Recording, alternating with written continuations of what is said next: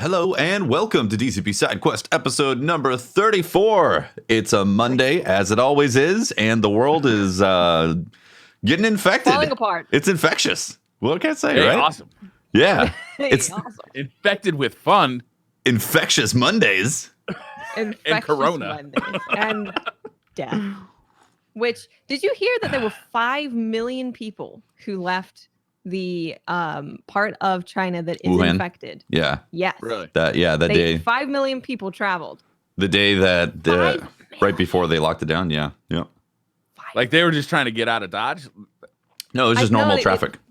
Yeah, it was before they knew. Normal traffic. Dude, everything in China is like on a 10 times scale. Yeah, right? True. Massive God. amounts of people. Yeah. Dude, how pissed does the Corona beer company have to be? Right? Right? Like, did you have to name it Corona? Yeah. Really? Like really some slander going on right They there. already say our beer is piss. And now it's associated with a plague. Come on, man. True. Can't we catch a break? Yeah, Bad time to be a Corona. right. Yeah. Yeah. Bad time to be a lime. I was saying to Briar earlier on the private show that it's like a flu virus, and the flu virus is, every year kills like 40 to 50,000 people. So, in terms of like in terms of its competition, it's like it's getting a lot of news press because it's new and it's going rapid, but the standard flu virus every year is a giant in comparison. This is a flu. So the flu we actually vaccinate against, right? Like Right. a certain amount of the population vaccinate against it. This doesn't have that. So I would expect it to climb even higher. But still, in order for it to actually surpass the flu virus, it needs to kill 50,000 people. Well, let's hope that it doesn't. And it was like at 80 people or something like that. So obviously you want to be careful and not go out where you're going to get sneezed on. So all that stuff, clearly. You know what I'm doing, Dufty? I'm going to wear gloves everywhere, medical gloves, and a mask. So if I'm touching anything, take the gloves off, new gloves on. I was thinking about getting this suit that completely seals everything. So you can't like actually a nice, touch anything. like a nice latex suit. I mean, Yeah, honestly, people might think you're crazy, but it's a Try and good get the one idea. with the zipper for a mouth. Is there a HEPA filter in between the zipper thing for any air that I goes think out? that's what the zipper's for. You zip in the HEPA filter. Oh, okay. You zip in a HEPA filter. Okay, got it. Easily, Nice. easily Excellent. exchanged. Oh, man. I think I've been ordering buckets of food, 5-gallon pails of edible material. Okay. Edible? I'm not allowed to have guns. So a 40-pack of baseball bats is surprisingly affordable. Are you legally not allowed to have guns or your wife? Look, I don't like to talk about it publicly. Oh, man. Cops don't trust Briar Rabbit. Yeah. That's your endorsement for 2020. Yeah, that's his. What are you, a narc now? Come on. That's the clickbait right there. Cops don't trust Briar. Find out what he's packing. And then Briar comes in. This was endorsed by Briar Rabbit for 2020. Yeah. 10 reasons cops hate Briar Rabbit. And Molotov cocktails. Oh, man. Well, Oh. it's we're closing up here on the first month of 2020. It's been an interesting Yeah. start to the year, that's for sure. Yeah. Yeah, I've been getting really excited because a lot of people went and played, including Eric's, went and played Doom. Oh, I'm so jealous. Man, I have not heard anybody talk any smack about that game. Because Everybody's like, yeah, it's amazing. they came out with 2016 and Doom 2016, and it like just was a love letter to that genre, to that game, Yeah. and to like bringing what Doom felt like back in the day forward into a modern take that wasn't like watered down with some weird stuff that they had done in the past with Doom. Yeah, there was some weird ones that they'd released, but like they brought the feeling of the original Doom into a 2016 version, and it just was off the charts, incredible. And then they're like, hey, the biggest issue was that like things didn't change enough, so we need to make sure there's more, and it changes like setting and all that. And yeah, everybody's saying that it's just an incredible experience. No, I haven't heard any negative so far. And we just found out that there will be 0 microtransactions. Which was Zero. 0. In Actual 0. in 2020. Was there Unheard fear of. that there was gonna be? Were people saying that there was I gonna be think there's microtransactions? always like something, right? Because people like will a sell baseline fear. some. Yeah, it's, Yeah. it's a baseline fear. Yeah. It's like your general fear of an infectious disease taking over the planet. That's all. Right. You know? Two things I fear the most: Corona, light, and microtransactions. Microtransactions. Yeah. Yeah, it raises your heart rate, right? As soon as you hear the topic. Corona light. Wow, I think you need like a disclaimer to say that. Are you a medical professional? So yeah, no microtransactions confirmed for Doom Eternal because they know the game is going to sell like hotcakes, right? Yeah. Good, and it will.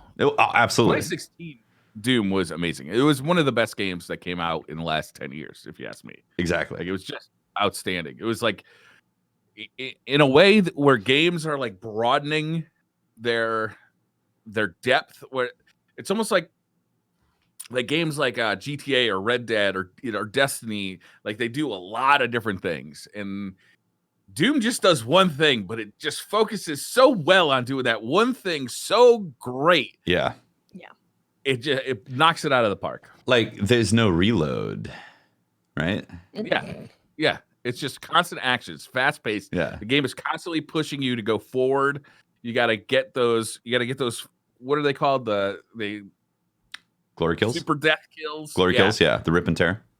To get more ammo, you got to use the chainsaw to get more whatever, and it's like it just is constantly pushing you to get more and more aggressive, and the game feels like it's getting faster and faster. Yeah. It's always why I wondered why Wolfenstein didn't embrace that more, because Wolfenstein, like the story is batshit crazy. Yep. Yeah. Combat is it's a little subdued compared to Doom, right? And it seems like, boy, if they just like copied Doom's combat pacing in Wolfenstein, it would have just amplified that game into greatness. Well, so that was some of the criticisms of the Dooms that followed the DOS versions, is that they they did some weird stuff, and it was like, well, this is just following gaming trends. And then the 2016 went back towards, let's make the Doom video game. And how crazy it is, and embrace all the quirks that were the original, like no reloads. Like you literally are just running and gunning as fast as possible, and then they added the rip and tear glory type of stuff because it added to that aspect of feeling very arcadey. You know, a lot of games today try to go for this realism. They do, yeah. Like everything is happening even more realistic. and more so, even Call of Duty, that is the arcade shooter. Exactly. So you have that like paradigm that's happened quite a bit for the past 10 years, essentially, of like games going realistic, and then Doom is like, how about not? This is a video game where you're killing demons. So what Call of Duty should have done, to be honest. Just embrace what people love about you. Yeah. There's room Arcade for shooters. both, like there's room for Gran Turismo Totally. and for Burnout. Exactly. Right? Like Burnout's just way more fun. Yeah, obviously I don't want every game to be just absolutely crazy off the walls, balls to the walls, whatever, like it's nice to have a balance of different stuff, and it's always fun to have mechanics that are inspired from real life. Yeah. But then you have Doom, and Doom 2016 embraced so hard the arcade aspect, and it shines so well, and that makes me just super excited for Doom Eternal. Yeah. When is the release date? Is it March still? March 20, 2020. March 20. 3/20, 2020. Hopefully it doesn't get delayed again. Didn't it? Oh, it got delayed to March. It got delayed it was to March supposed 20. to come out at the end of 2019. Yep. Oh, gotcha. Right. That's right. Yeah. Sorry. So many delays. I just forgotten which game is Hard which to keep delay. track. It's perpetual at this point, Is right? this the third date? The 7th? I don't remember. Yeah, What are we at right now? exactly. Yeah. Yeah. So Speaking of hyper realism, I've been playing a game. I've been actually obsessed with a game for the last week called Frostpunk. Have you guys seen this game? Uh-huh. I've So seen it. Yeah. It's like an RTS, and it's set in a very realistic future where the Ice Age has come back.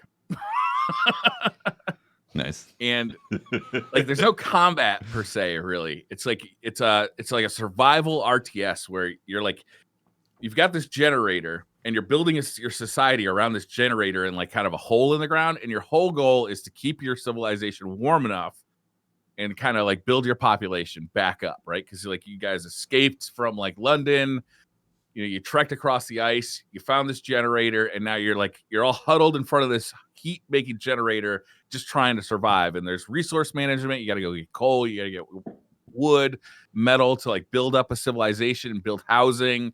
Then you want to, you want to build some. Yeah, you want to build. It sounds like we need a Tefty playthrough of this. Absolutely. I was super close to getting this game and streaming it. Actually, very, very close. It's on Game Pass now, so it's free to play if you have a Game Pass, and it's really interesting. Amazing. The thing that's so interesting about it is it really forces you into making some really tough decisions. For instance, right now, I think I'm about 2 weeks into a gameplay, like a game time of 2 weeks, and I'm doing pretty good. But as the game progresses, it gets colder and colder and colder, which means that you need to produce more heat, which means you need more coal. You need to mine more coal. You need to process more coal. And then your generator, you can upgrade your generator to get more heat out of your generator. You upgrade your generator, and that means it's going to burn more coal. So you're just constantly trying to get as much coal as you can into this generator and burn more coal. But your workers can't work at night because it's too cold and they need to sleep.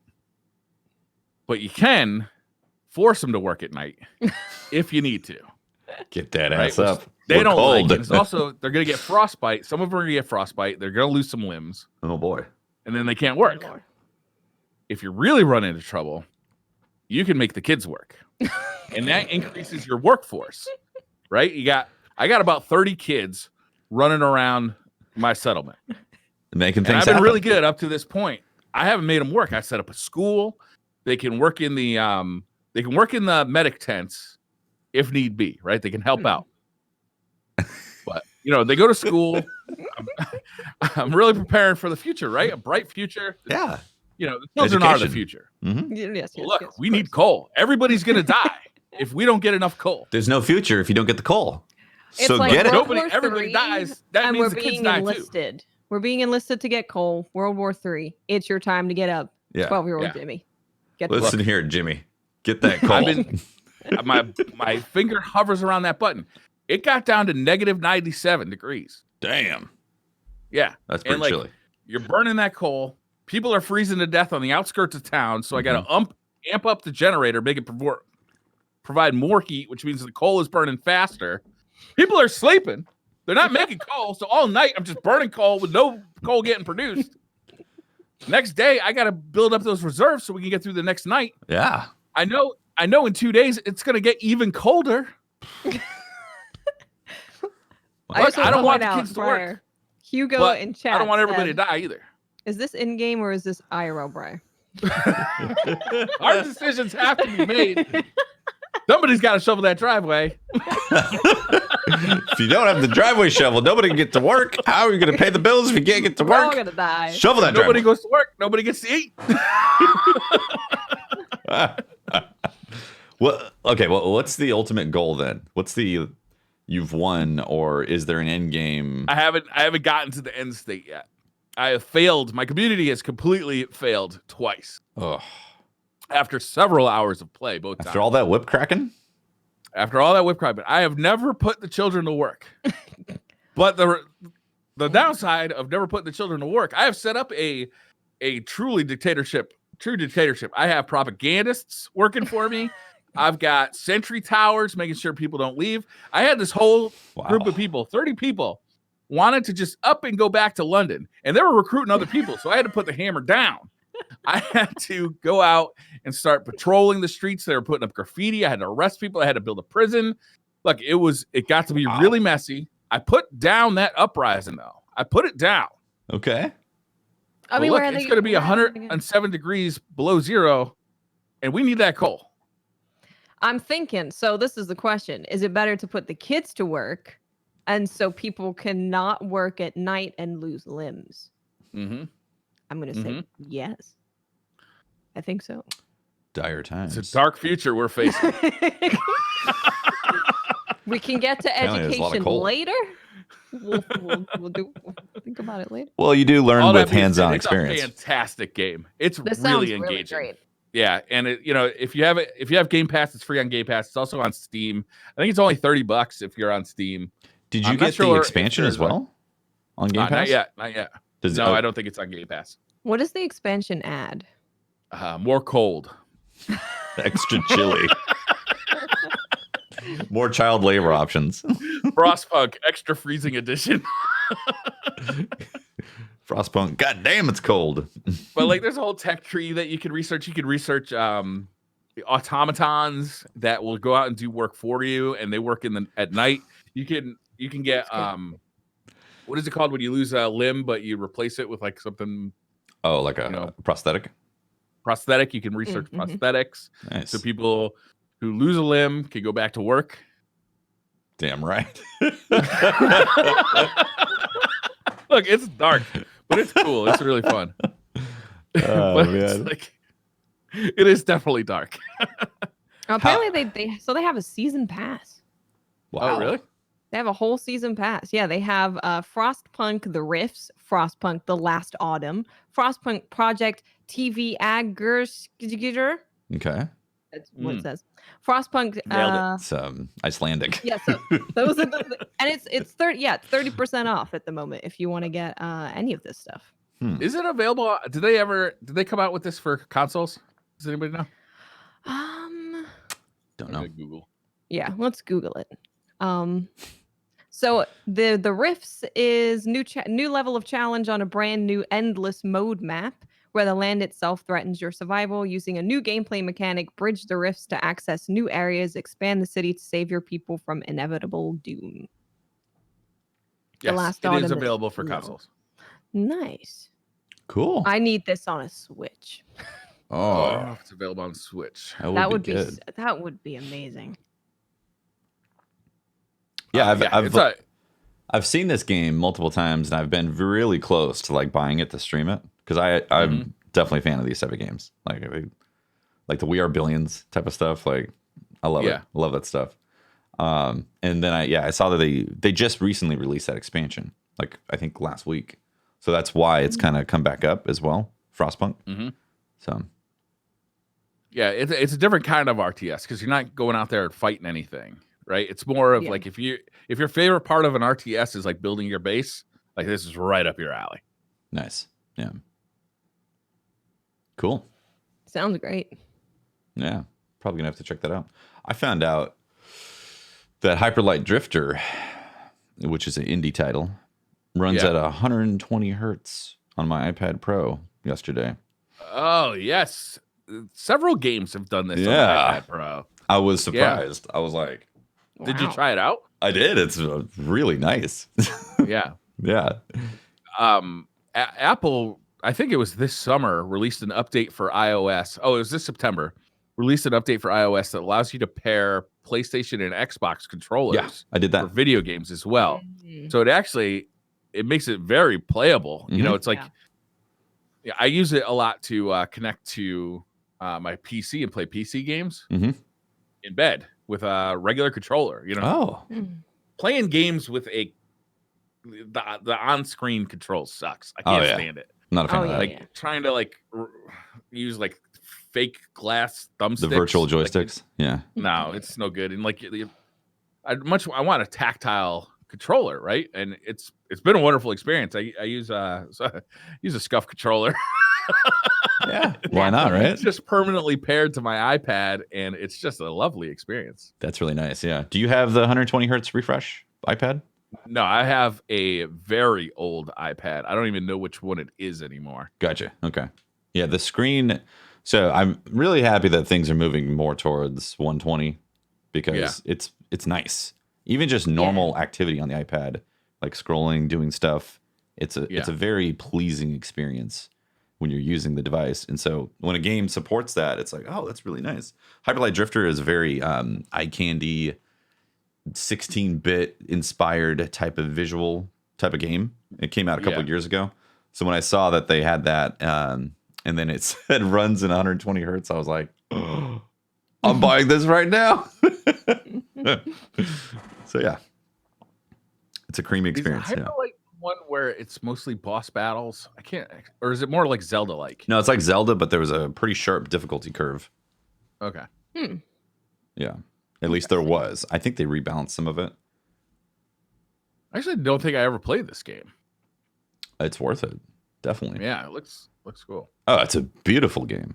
Beautiful visuals. If you were into 16-bit or pixel graphics, that type of thing, like it's really, really nice. Yeah. It came out on console as well. Yeah. Mm-hmm. I like that the next generations of consoles is going to support 120 hertz. I like that new TVs are supporting 120 hertz. Right. Yep. You know, it's weird that like movies and TV shows, like it just doesn't work. No, not at all. You can't do the high refresh rates for No. movies. It just looks stupid. Freaking weird. Like, why though? Like, it should look good. It should look like normal life, right? Okay. Yeah. The reason is when you're watching a TV show or a film, the frame rate being low and then the shutter speed having some blur to it from the motion creates a suspension of reality. For audio listeners, Tobias is currently smudging the camera for Watts. The low frame rate along with actual motion blur that's happening. It's so like the 150th or 140th shutter speed. It creates a suspension reality, and that's what we identify movies and TV shows with that suspension of reality because it feels different. Feels like it's a different universe. If you watch a sports show or if you watch a sports game, you want to see that in 60 because it is representing actual life. Yeah. I remember I went and saw. Was it The Hobbit? I think it was The Hobbit. Oh, yeah, weird. At 60 frames per second in the theater. It was awful. I mean, the movie was kind of awful to begin with, but like it looked ridiculous. Right. Like it looked like they were on a set. You know, it really did look terrible. It didn't. It didn't suspend your reality. 60. No, yeah, it didn't. It did not. It didn't. It was not immersive whatsoever. You'd think it would be that much nicer. Like the jump from, standard definition to 1080p was amazing, right? Oh, yeah. Like that was a huge benefit to people who watch movies at home.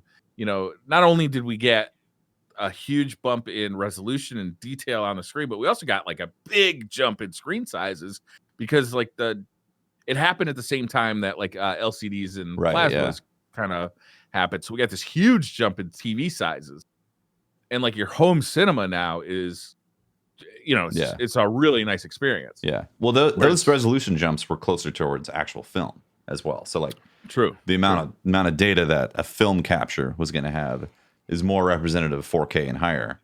But like as soon as you go to those high frame rates, it's just it doesn't trick you into believing there's a different reality in front of you. You start comparing it to your own reality and you go, this just doesn't make sense. So that's why. Yeah. And then there's like that soap opera comparison too, where soap operas were always filmed on video at 30 frames per second. Right. So that like anything that you see faster than 24 frames per second suddenly reminds you of that technology. And then you're like, Yeah. Soap opera. And then there's the TVs. Most TVs have that where they actually like they interpolate the frames between. I can't stand that, man. Oh, it's terrible. Why do they have that stuff on like automatically as default? I know. Like, It's by default, like on every TV. Yeah, they're like, check it out. We can actually interpolate these frames so it looks like 60 FPS. I'm like, right. Hold on, I gotta vomit and then I'm gonna turn that off. A, why would you do this? B, who do you think you are? Imagine being a filmmaker and seeing that in like Best Buy and just being appalled by what they've done to your cinema.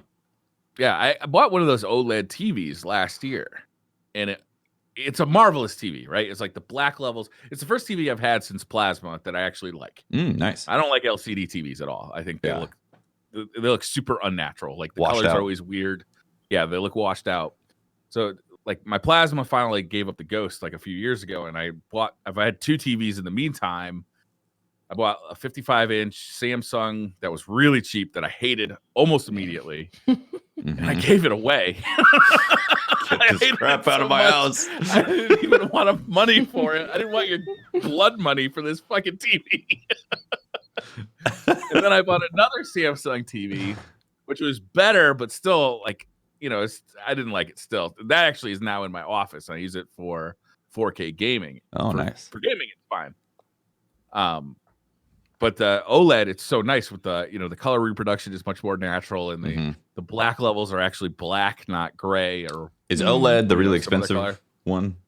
It's not that expensive anymore. No? It used to be super expensive. Yeah, I'm actually in the market. Yeah, I'm legit in the market.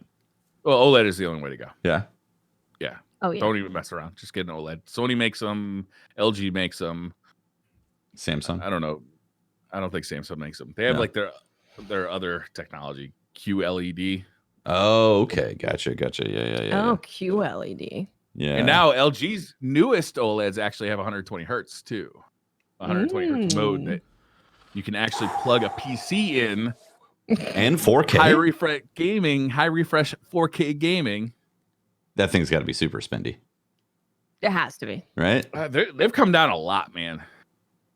Wow. They've come down a lot. Yeah.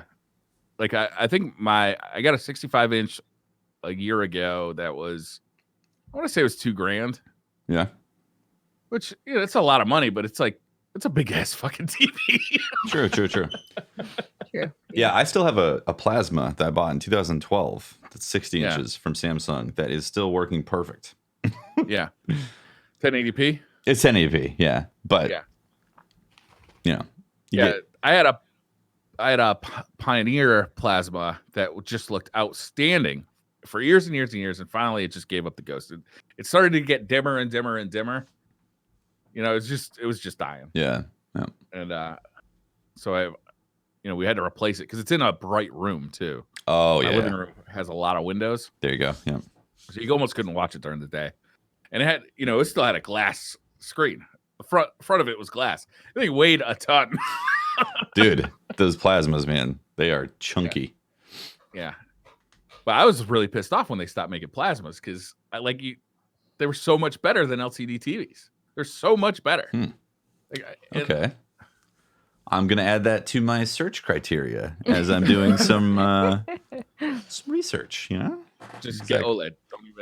Don't even bother.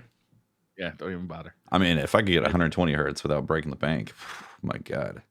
Yeah, that's the way to go for right? sure. Yeah. It'd be nice if they started making computer monitors out of it, but I think burn-in image retention is still a problem. Oh, gotcha. Yes. Burn-in's a problem. Interesting. Yeah. The next technology for TVs, micro LED, where you actually have LEDs. You have red, white, or red, green, and red. What color? Red, green, RGB? and blue. RGB. Yeah. Red, green, and blue. You have LEDs in the screen, and those small, tiny, itty bitty LEDs are actually producing the light that makes the image. It's not like current LCDs with LEDs behind it, where the LEDs just make white light to shine through the LCD. Mm-hmm. These are actual like red, green, and blue LEDs. Oh wow, that make the image That's up. very interesting. That's going to be the hotness because you're not going to have the image retention issues, and you're still going to have actual black and better color reproduction. But that's still out there. See, I got to get my Windows now. I can't be waiting for that new hotness. Mm-hmm. Just how also can't afford that new hotness. That's true. When it comes out, it's like $5,000, and I'll be like, yeah, I can't spend that. Yeah, that's not. I just bought a new water heater, and I'm going to be taking it easy for the next couple of months. A little flood in the basement really get things going, right? Kick you up right there. Yeah. Hey. Something that came out last week is the appreciation event for Monster Hunter World. Yes. What's this? So it's like a Chinese New Year type of thing. I don't know if it's directly connected to that. Actually, it's the anniversary of when Monster Hunter World came out. So this is a 2-year anniversary. That's true, because the previous event actually had Chinese New Year themes. Yeah. But this has come around. Yeah, this is their 2-year event for celebrating the game. Yeah. Watts, you want to fill us in? Everything is spacey, galactic, So all of the armors and stuff are very shiny, starry, kind of what you'd expect when you think of something being galactic. All the people are dressed up like aliens. Yeah. It's actually very different to I think what Monster Hunter has done in the past in terms of the way things look. Yeah, the cats are all spaced out, like alien Yeah. space cats.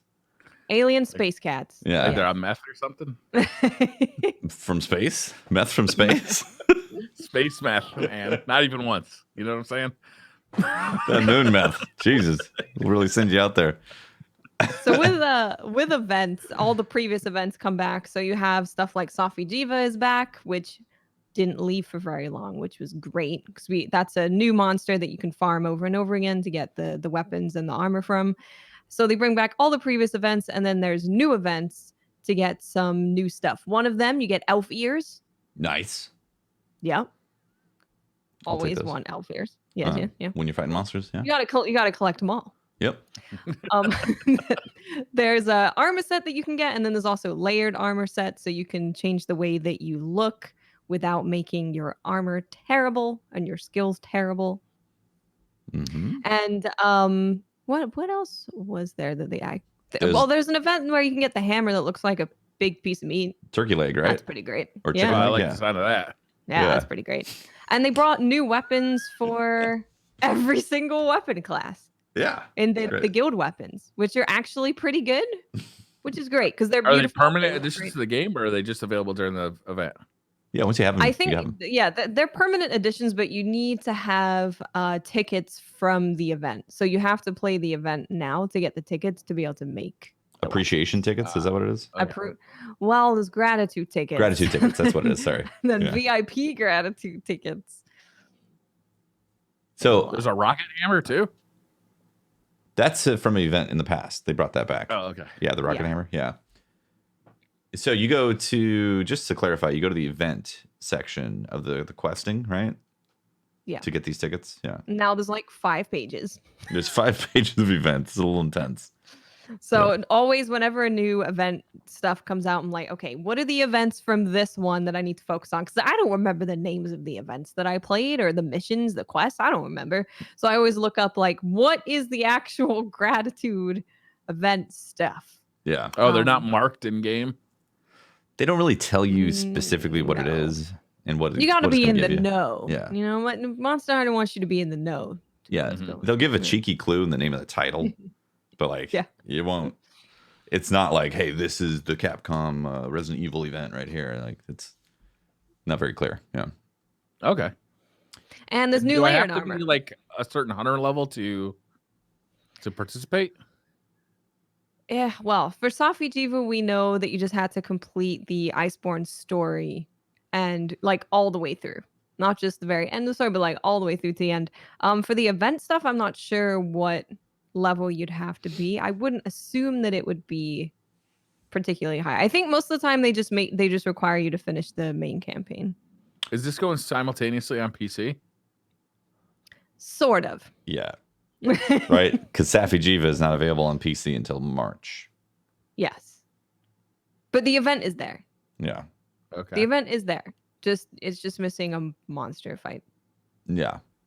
I think that's all it's missing, right? Well, I mean, you can't fight think so. Rajang and some Right. other stuff, but yeah. Because it hasn't synced up. Supposedly April, right? Is when all that's going to sync up. April, May. Yeah, it's going to be synced forever at that point, which will be great. Yeah. I hope if they do a Monster Hunter World 2, they just sync it right off the bat. That would be nice. Also, cross-play and cross-save. Please. Yeah. Oh, And thank you. Would be so good. Yeah. Yeah. So, I feel like cross save and cross play are going to become like standard features for video games in the future. I hope so. Like I really do. it's going to be more notable when games don't have it because it's such a useful feature. Yeah. That's you know? my hope. And like why Like, gatekeep your friends? yeah. You know, like, oh well, you play on Xbox, I play on PlayStation, or you play on PC, I play on Xbox, and we can't play together. So Right. Oh, just imagine the population health of these games if you have crossplay. All those Yeah. people come together would be so good. Yes, The definitely. dream. I really feel like companies like Sony had more to do with that than actual developers. I mean, I know it takes some extra developing to make those things connect, but Yeah. feel like the real gatekeepers were the companies wanting Yeah. to keep their. Because they have to say yes, and then you can start developing it. You don't want to start putting all that manpower into developing crossplay until they're all like, yeah, we can totally do that. Yep. Yeah. Or you could put all that time in and just enable it and not tell anybody. Rocket League.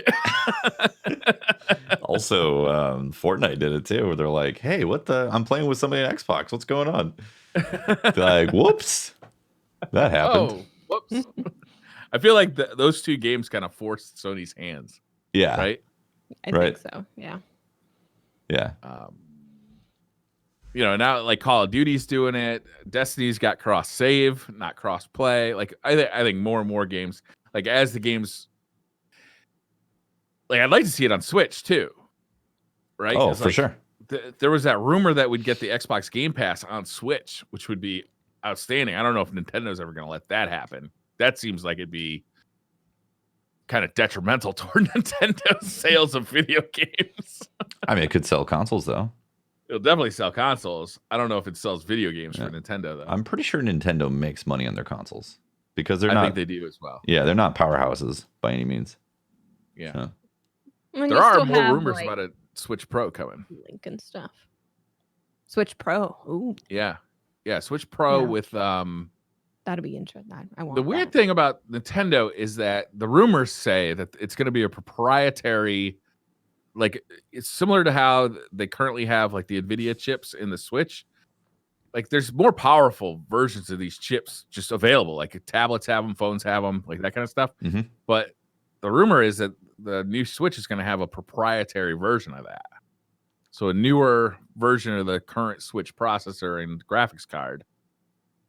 Interesting. But, like, why would you go proprietary? I don't understand. Like, that just adds development cost, and maybe they don't want it to be easily hacked. But yeah, that could be a possibility.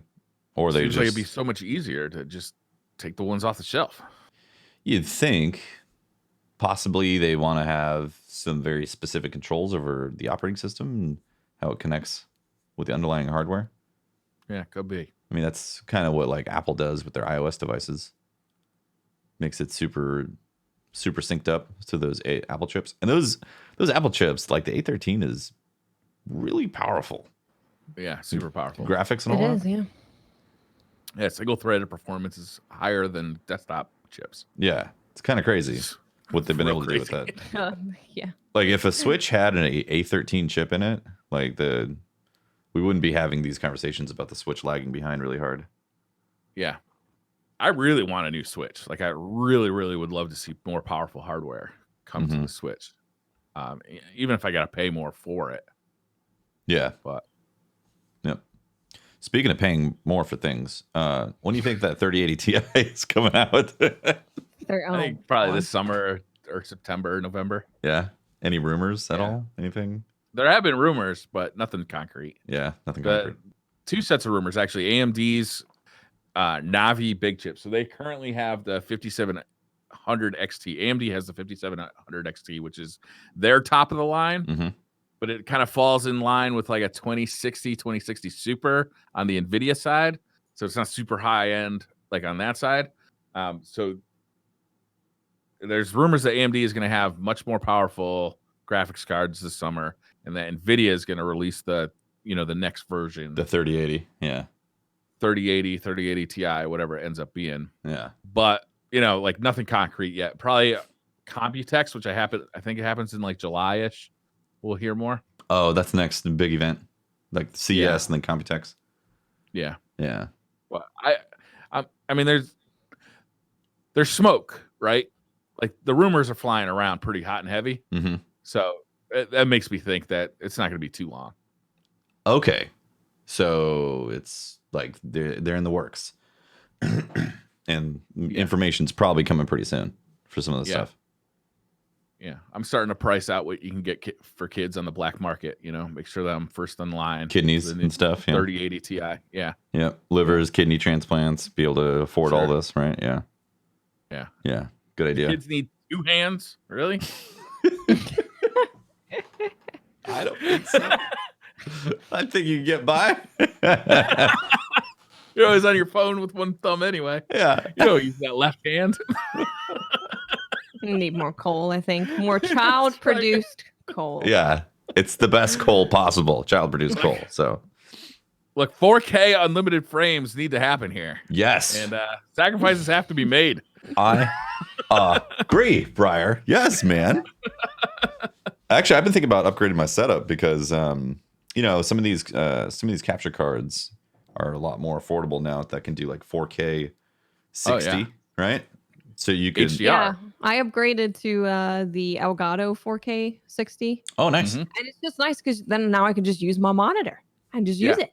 I can use my monitor the way that it was intended to be used. Exactly.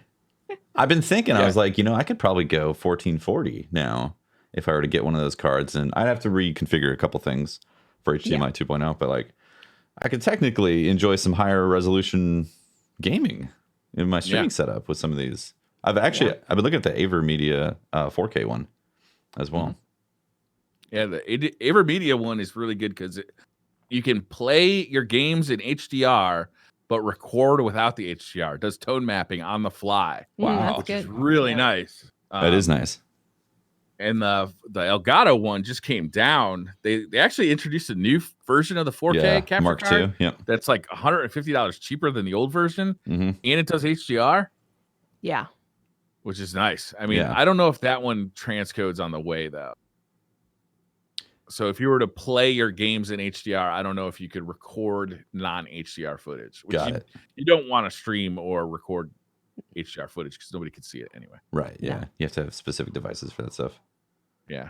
I mean, eventually everything will come with HDR, but I mean, even stuff that says it can display HDR doesn't really. Mm-hmm. You know what I mean? Yeah, I wonder about that. Like, again, because I'm looking at TVs, I'm like, how much of this HDR crap is smoke and mirrors about like, we got this, but really only 1% of the content you're going to consume is going to have it. Yeah. I mean, Netflix has got a lot of HDR content on it. iTunes has a lot of HDR content on it. Mm-hmm. And like, you can tell a difference. Like, it definitely looks better. Yeah. Yeah. Nice. Yeah. Well, I'm excited about new tech, obviously. Yeah. I like that stuff. I just watched a video. Do you guys know Linus Tech Tips? Mm-hmm. Yes. Of course. Yeah. So he's a big technology YouTuber, right? Like, he used to do mostly PC stuff, but he also does, like anything technology related. And he's got nearly 10 million subs, if not on the money. Of Is that 10 it? million subs. So small. Yeah, right. Wow. I mean, it's kind of a noob. But he just released a video where I think it was like actually a clip from a live stream where he's like, "Look, I'm thinking about retiring, and it's also really killing me, like this whole like consumerism thing. Like, I feel like, he's really kind of like torn between like, his channel success is obviously talking about new technology and like here's the best, newest, and the greatest, but at the same time, it's like, do you really need to be buying all like the newest, best stuff? Like spending all this money, you know what I mean? Like he's torn in that way. And I could definitely feel him in that way. It's like, yeah, sure, I want like the newest and the greatest, but I also, like I don't need all that stuff. And that money could, go toward retirement. It could go toward, college educations. The difference between paying for your kids' college education and having them saddled with student loans for the next 25 years is a huge difference in life quality. Did you factor in coal production? Look, my kids aren't going to go straight to the coal mine. Like theoretically, some other kids. This is a use case model. Got it. Okay. Yeah. But it was interesting to see somebody who had so much success talking about technology so much. Really, like I feel like everybody kind of has that, right? It's like the new iPhone comes out and it's like, oh, that's a really cool thing. My old iPhone though, like does text messaging, it does Twitter, it does all the things I need it to do. Like, do I really need the new iPhone? No, I don't need it. Yeah. Well, like that hype train. Yeah. Honestly, I usually go with the how much do I actually need it type of model. Like my previous iPhone was a 6S Plus. And so was mine. 6S Plus and then iPhone 11. And I didn't get the Max or the Pro or whatever the crap. I just got the basic iPhone 11 because it worked, and it has nice new features I'm happy with. But I'm definitely not going to be itching to upgrade that for at least 2 years, if not 3, because I don't really need to. And again, with my gaming PC, I'm at a i7 7700K with a 1080 Ti. I know, Briar. Yeah. I know. Old technology. It's like a 1946 Ford. It can barely You power gotta on. crank it to get it to run. Pretty much. It's like, "Brum, brum, brum, brum, brum, brum, brum, brum, brum." The thing barely runs. It's crazy, you know? Got a pull cord on it, like a lawnmower. But yeah, I look at it as like every 3 years is a good measurement if you're using it all the time. Yeah, No? yeah. I guess I separate some of that stuff between like work and play. Yeah, for sure. You know, like I don't have much problem spending money on like stuff I consider like the office stuff. You know, like stuff that makes content better. Mm-hmm. It's pretty easy to spend money on that stuff. Plus, it's a tax write off. True. Which makes it even easier. Tax but time. like, if I need something, God. Don't talk about it. Don't talk about taxes. Don't I bring don't up want to think taxes. about it. I don't want to make the appointment. Don't want to do it. yeah, that's not a fun time. Watts, Well, yeah, if I need something like a new pair of sneakers, my sneakers are basically falling apart before I buy new sneakers. Yeah. That's the. I'm in the same way with that stuff. Watts, when was the last time? So before you built that computer, actually, when did you build that computer? When was it built? It's like last year sometime, right? It was last year, like later last year. So it's not been a super long time. So what interval do you usually go for like a new system?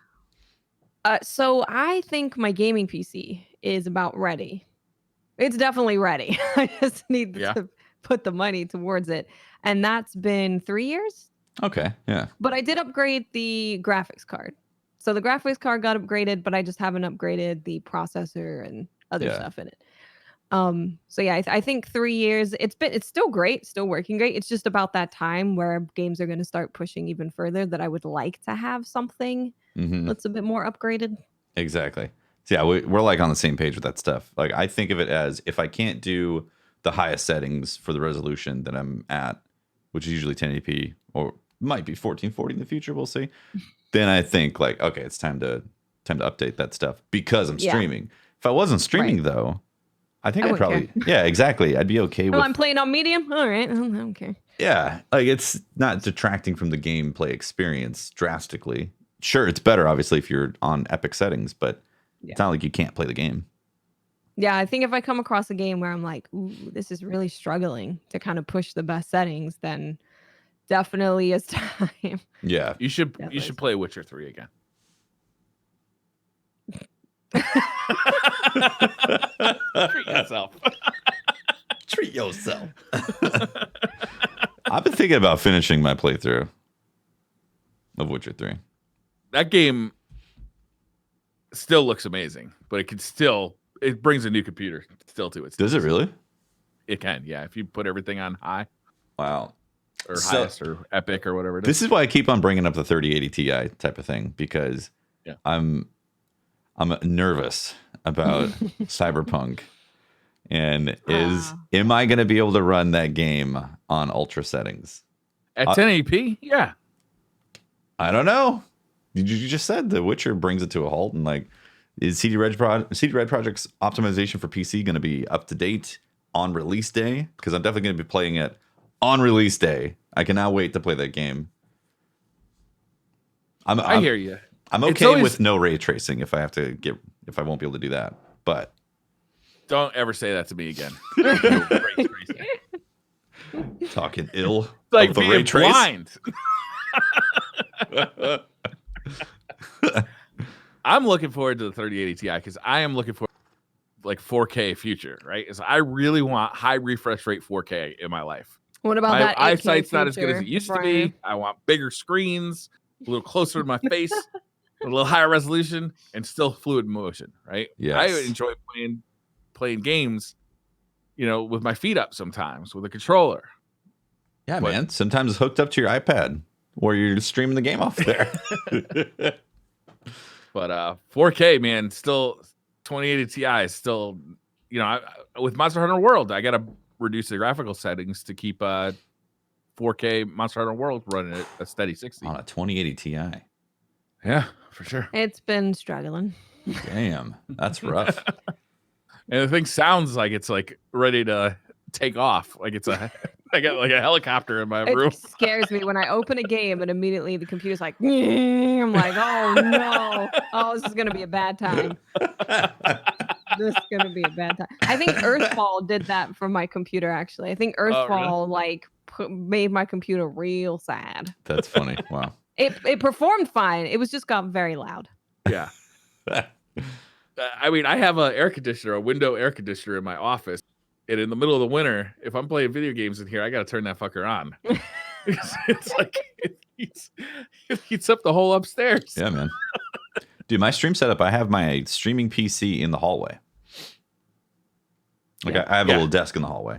So it's safe. It's not on the carpet, getting ready to get kicked over or something like that. It's just, I run a huge trunk of cables into my office. People who put PCs on floors are monsters. Monsters, man. Monsters. Monsters. Like all the dust and stuff that's getting in your PC. It's shot on the floor like an animal. That's how you're going to treat it? There is a lot of stuff in there. Or just get you a case that's really good at not getting all the cat fur in it. HEPA filters. Which I have to do. So I don't like filters. I don't like filters on my cases. I take them off. Really? Yeah. Oh my God. It restricts the airflow. Okay, I feel you on that. That's a good point. Didn't consider that. I don't think that's an option for me. No. Yeah, cat hair and all that, right? Yeah. Is your PC on the floor? I see one PC sitting on your desk. Is the other one on? The other one is on like a cabinet thing. Okay, but it's not on the floor. It's not on the floor. Man.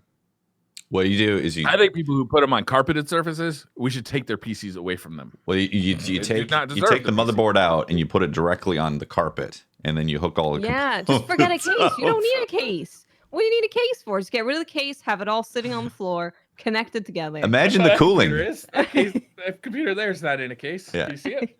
Yeah. What you do? In the open. You then go to Home Depot and you get one of those warehouse fans. You hook up and you like set it right next to it. So you turn the warehouse fan on, and that's your cooling. Big, 3 foot wide ones. That's your cooling situation right there. It's a little loud. You get used to it though. Headphones, man. Get those noise canceling headphones. Good. Oh my God. I have a leaf blower actually hooked up. Nice. That's some really good cooling. Yeah. I hear that's good. That'll keep it clean too. Yeah. I mean get all that dust off of it. 2-stroke motor is a little pain because it's a lot of smog in the office, but sacrifices have to be made. And you're not willing to budge on the filter situation. So yeah, sacrifice. No. My God. Ridiculous. Even just putting your PC on like a workout mat, just something to get it off of like the carpet is good if that's your only option. Yeah. Generally speaking, but you can just get like a little table. You can get a really cheap table that it can sit on. It doesn't need to be a crazy table just to house your PC. Yeah. Mine's in a stereo cabinet.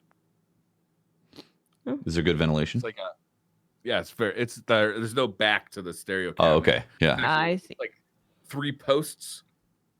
Okay. Yeah. And then shelves. So there's no like surround to it. Yeah. When you said cabinet, you scared me. I was like, are you closing this thing? Is this? Oh yeah. He's like, he puts it, close the glass door. Yeah. I like to close the glass door and then just watch it suffocate. Just raising the ambient temperature drastically. I put an egg in there to see if I can hard boil it. Oh man. Well, I definitely have the itch to build another PC after building my streaming rig. I like it. It's like a fun thing to do. It is, yeah. Even we just got done talking about this consumerism thing, and like, I'm actually due for a gaming PC. For a gaming PC, I'm actually due. Just like you were saying, well, it's like that 3-year mark. The games start to show some of their little bit of fringe, of what's not working. I'm disappointed in Intel not really pushing boundaries, right? Yeah. Their next chipset is still going to be the 14 nanometer or whatever crap, or some crap that's not going to be that inventive. It's just really optimizing what they currently have, which isn't bad. It's going to eke out some extra performance, but there's no real innovation. Then you got AMD being like, check this out. Check Yeah. out these Well, cores. If you're going high end though, Intel is still the way, right? Yeah. It's like you still want the 9900K. I think it's the KS now, which is just a hair faster than the K. Mm-hmm. It's still the fastest frame rate wise gaming PC you can build is still like that $350 chip. Interesting. Yeah. So one of the reasons is because their clock speed goes up to like 5 gigahertz, right? Or 5.1 or 5.2, something like that. Yeah. Right. Yeah. There are rumors that they're going to have another one coming out this year, but still they're it's not going to be significantly better. Yeah. It'll be incrementally better. Yep. Yeah. And So AMD is catching up, and it may be in the next few years that they surpass them for gaming too. I mean, they're already, if you buy an AMD PC, like it's already great for gaming.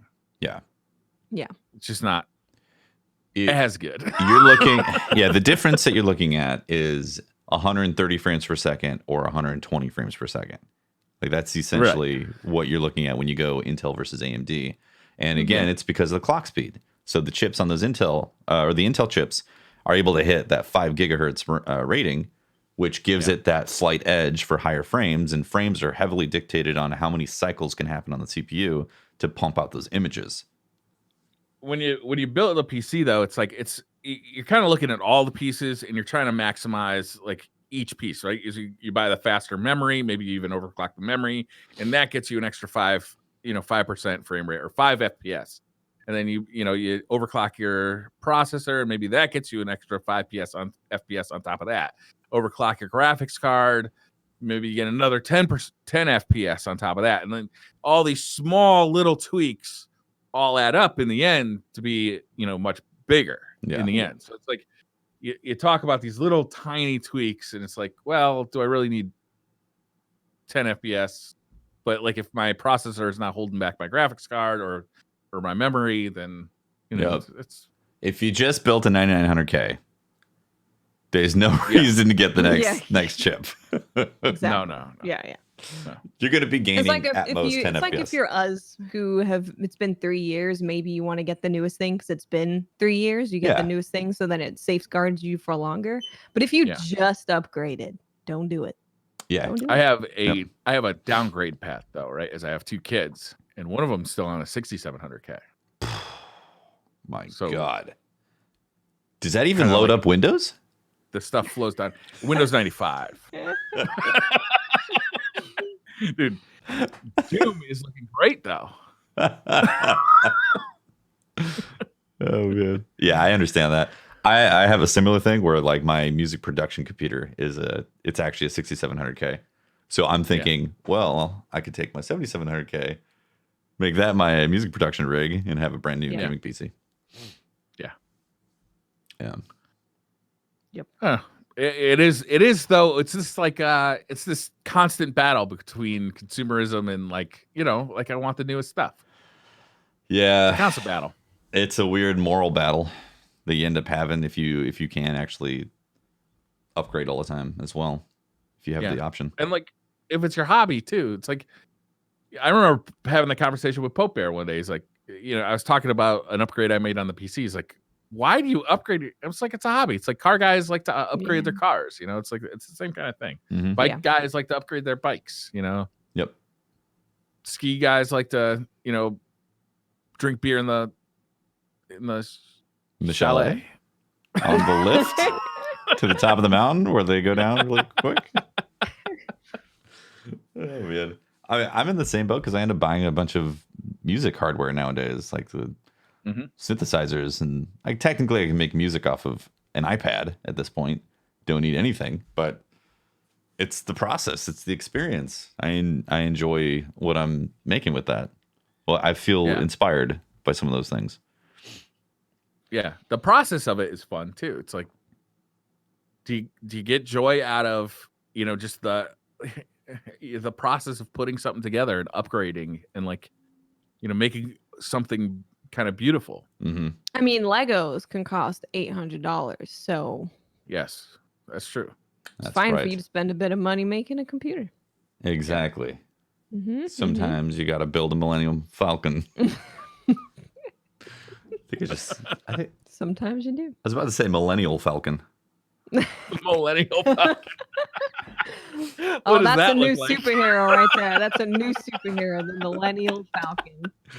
It's vegan, gluten free. It's a hybrid. Oh, Boomer man. Falcon. I called my kid a boomer the other day. He looked at me like I fucking punched him in the stomach or something. And then you were like, got him. Yeah, you just got him. Walk away. That's great. This message was endorsed by Briar 2020. Mr. Briar Rabbit. Well, is that the show today? I think so. This is like Yeah. DCP tech tips.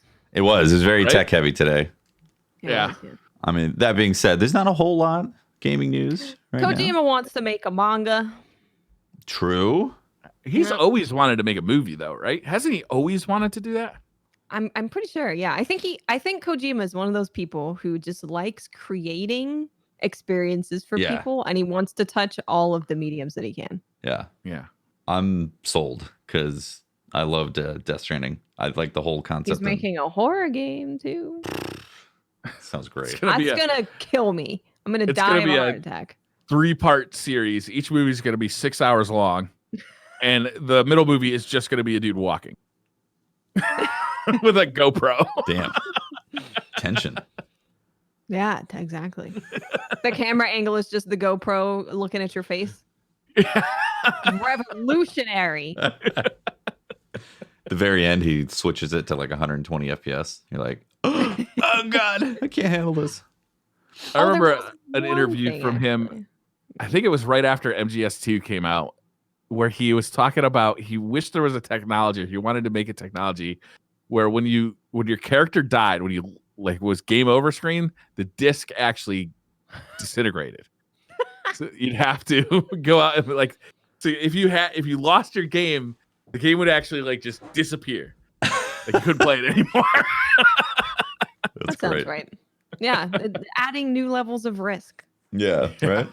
There was something that was announced I completely forgot about because it was right at the beginning of last week. And Ninja Theory announced Project Mara.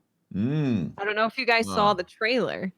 No. But it's a new in development experimental title that explores new ways of storytelling.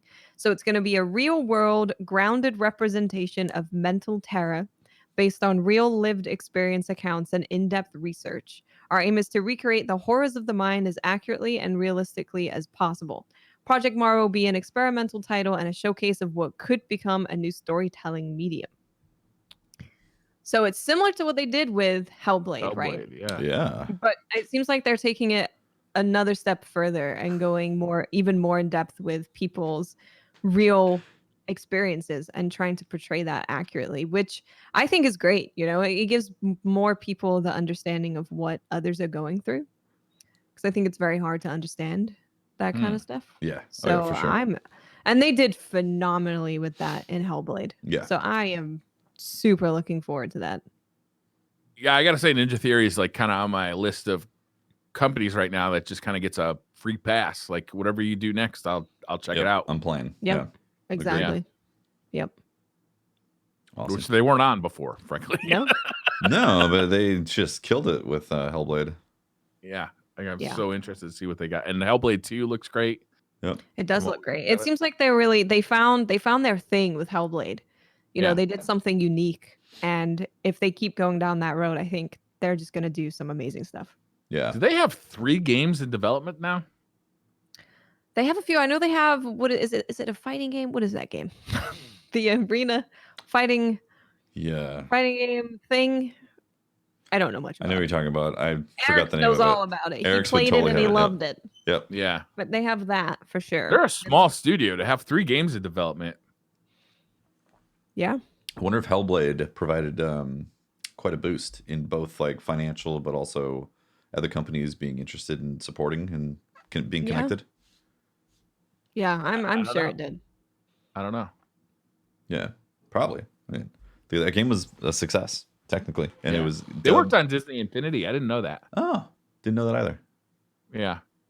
Ninja Theory kind of make everything. That's why I was really happy when they found this thing that was so unique and special to their way of storytelling. Because then that's what really puts you. It's like what we were talking about with Doom, right? Doom makes a specific type of game. FromSoft makes a specific type of game, and you expect those experiences from those studios. And it seems like Ninja Theory made a really cool, unique thing. Yeah. So it was Kung really Fu nice to Chaos hear that they're 2003. yeah. It's called Bleeding Edge. Yes, Bleeding Edge is the game. Yes. Yes. But I am very happy to hear that they're not just doing this type of storytelling with Hellblade. They're actually making new titles with it as well. Mhm. So that's awesome. Yep. That's great. And the I'm on trailer board. was disturbing. Super disturbing. Cannot wait to play it. I wish they would make a Heavenly Sword too. I loved that game. That was an old game. Came out like PlayStation 3 launch, but I loved it. I think someone on Twitter because PlayStation was like, "What would you like to see a PS5 remake of?" And I think Heavenly Sword was one of those that they were putting up there for debate. Yeah, that guy had the guy who played Gollum in it. Andy Serkis? Yeah, Nice. it was a good game. Yeah. It was just Cool. an action game, but with a cool story. I liked it. Yeah. It was no Kung Fu Chaos, but it was pretty good. Oh man. Did you guys ever play Enslaved? That's another Ninja Theory game. I never checked that one out. No. I never checked it out. What is it about? I think it was like I couldn't say. I couldn't speak to it. I remember hearing good things about it, but I never checked it out. What There's is some it? kids Some kind of, like- that have to go and get some coal because they're enslaved. Enslaved Odyssey to the Hey, we don't use the S word around here. Let's see. Childhood Touchy labor, my bad. subject. It is about slavery, so maybe I should read more because leaving it there is maybe a bit bad.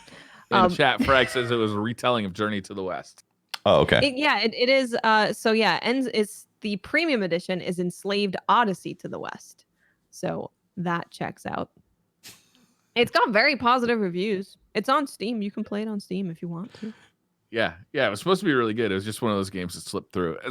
That's why I like a time like what we have right now. It's just a perfect time to go back and check out some of the games you really wanted to check out, but you just missed because you were busy with some other huge release when that game came out. Yep. Yeah, exactly. This looks interesting. Yeah, it's $20 on Steam for the premium edition. Oh, nice. Not bad, not bad. Well, next episode's gonna be in February, right? Really? Are we there already? I think Dear so. Lord. Let me look real quick. Yeah, I'm pretty sure next one's What's February. the 27th? The So, 3rd. yeah, Yep. the 3rd. I gotta One- call my tax guy. 1 month Yeah. down. Tax season is upon us. It's approaching. 2020. You got to go through all your documents. Got to double check your lists of what you spent for your Mhm. business. That's always great. Exactly. Yep. That's an entire weekend. That's fun times. Who doesn't? If you got Spreadsheet Simulator last week for Destiny or 2 weeks ago, then you can do it again for your taxes. Easy peasy. Oh my god, you practiced up. It was Yeah. Destiny's way of preparing you for tax season. Thank you, Bungie. Thank you, Bungie. Looking out for us, right? Yeah, you're the best. Well, thank you very much for watching, guys. This has been SideQuest, DCP SideQuest, episode number 34, right? Complete. SideQuest complete. That's copyrighted. Don't do that. Oh, there it is, Brad. The concierge bell. If you want to find more of me, you can find me at Teft on Twitter, where I tweet things every now and then. I also tweet out my stream a lot. Twitch.tv/TeftyTeft. Yeah, that's me. I Miss 5000 Watts. You can find me at Twitter, Twitch, and YouTube. Just look for Miss 5000 Watts. You can find me waiting in line for the pre-order of the newest iPhone. Nice. Beautiful. Excellent. It's got 4 cameras. Oh, I need those 4 cameras. There you go. You need a macro camera. All right. Thanks for watching. We'll see you next week. Bye, everyone. Bye. Bye.